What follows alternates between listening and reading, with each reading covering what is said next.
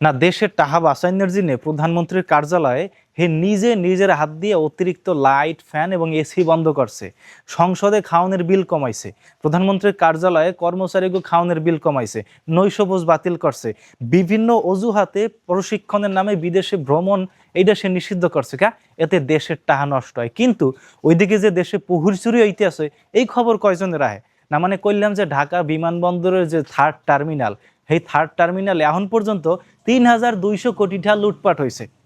মানে দেশ আরো এক ফির বিশ্ব চ্যাম্পিয়ন হইতে যাইতেছে, কিন্তু এই দ্বার প্রান্তে কিন্তু পৌঁছাই গেছে। কেমনে বিস্তারিত খুললে কই।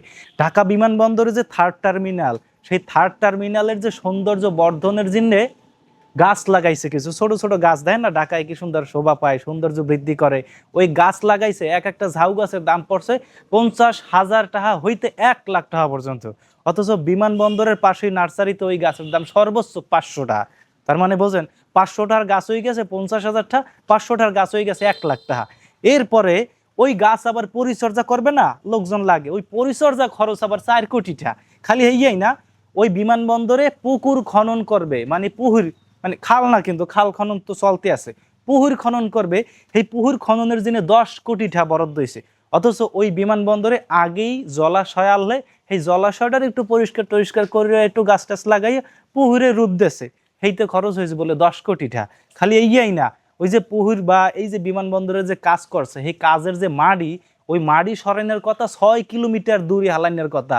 6 কিলোমিটার দূরে তো হালাই নাই, হালাইছে 2 কিলোমিটার দূরে, এবং ভাড়া নেছে আবার সেই 6 কিলোমিটার দূরে।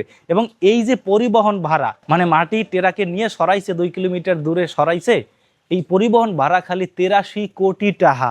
এরপরে এই যে বিমানবন্দরের যে উদ্বোধন হইবে, হ্যাঁ আবার পুরানা এই টার্মিনালের আংশিক উদ্বোধন হইবে, এর যে ফিতা কাটবে, সেই ফিতা কাটতে খরচ হইবে 44 কোটি টাকা। অন্যদিকে সাতক্ষীরের জামাতের এমপি হে ফিতা কাটে মাগনা টাহায়। বুঝলাম না কিছু, হ্যাঁ দেখে কিছু হেঁকতে পারেন না, হে ফিতা কাটে মাগনা টাহায়। আর আপনারা বিমানবন্দরের একটা টার্মিনালের ফিতা কাটবেন, হেইতে 44 কোটি টাকা ব্যয় ধরছেন। মানে মানে আগের জন তো সাইড দিয়া পুট দিয়া লুটপাট করে এককালে শেষ করে দিয়ে গেছে। আপনারা পাইছেন খালি খোসাটা, সেই খোসাটা মানে সাইড দিয়া কাল দাস জ্বালের না পাতলা বানাই লাইতেছেন কি।